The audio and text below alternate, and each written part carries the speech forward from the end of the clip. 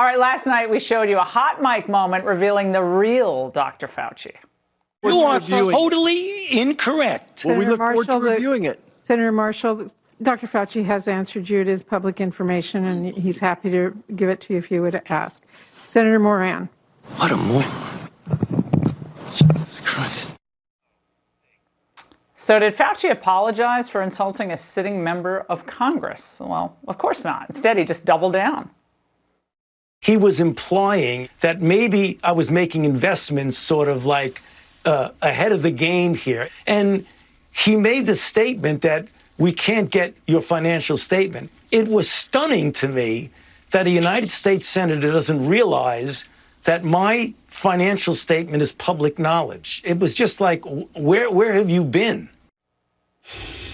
Joining me now is the lawmaker. Fauci insulted Kansas Senator Roger Marshall, who is also an MD. Senator, you were in fact onto something. Is that why you believe that he reacted the way he did? Are Fauci's financial disclosures complete in your mind? Well, Laura, good evening. You know, Dr. Fauci does protest too much, right? Why is he so defensive about all this?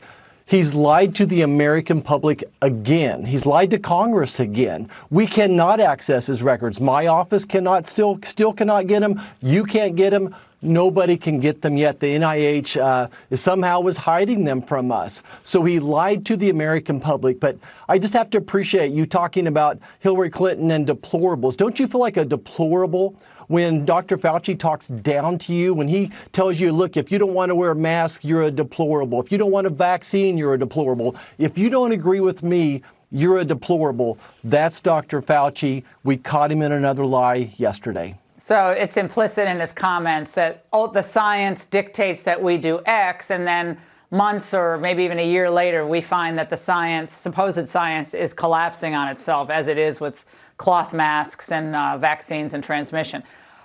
When he appears on Capitol Hill, as he did this week again, do you sense an arrogant man? Do you sense a humble man? What's your just reaction to his overall appearance? Yeah, I think overbearing, very narcissistic, very full of himself, that truly he believes that he is the science and that nobody can disagree with him. I feel so bad for Dr. Walensky going on making her rules saying you can go back to work after 5 days, and then Dr. Fauci hops on TV and says, oh, but you need a test first. When I suggested yesterday that, look, 59% of Americans don't trust you, Dr. Fauci, every time you go on television, a person that's declined the vaccine so far just digs their heels even more, that he's hurting the team. He was having no part of that. And instead, what's the first thing he does? He goes back and jumps on TV. He's so in love with this TV camera that he can't do what's best for the health of this nation. Well, it was amazing because yesterday was supposed to be Biden's big push for voting rights, and yet Fauci stepped all over it. So he stepped on Biden and kind of messed up Biden's whole mojo, if you can call mojo, with what he said yesterday. But he just always has to be the center of attention. But unsurprisingly, the media circled the wagon, Senator, around Fauci, and again went on to attack you. Watch. Dr. Marshall knows better. They all know better. The GOP chooses to demonize and stigmatize the top, or essentially the country's top public health official. It is designed to deceive, and it does push us to a more dangerous place, where hard partisans stop trusting our public officials.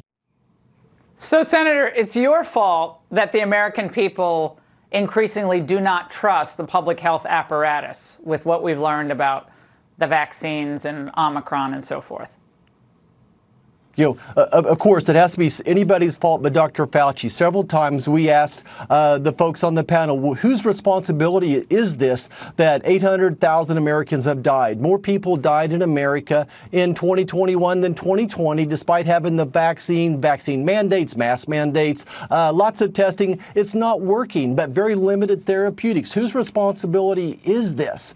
But I will say thank you to all the press who did come to our rescue and point out the lies that Dr. Fauci told again yesterday. He lied about being able to get his records. He lied again about viral gain of function. Thanks to Project Veritas, we were able to point out one more time when the Department of Defense had declined a research study on viral gain of function, but Dr. Fauci approved it. So we got him on the run again. Well, it would be nice if he was as vigorous in his criticism toward the Communist Party of China as he is toward you, but he always seems to leap to China's defense. Senator, it's good to see you tonight. Thank you.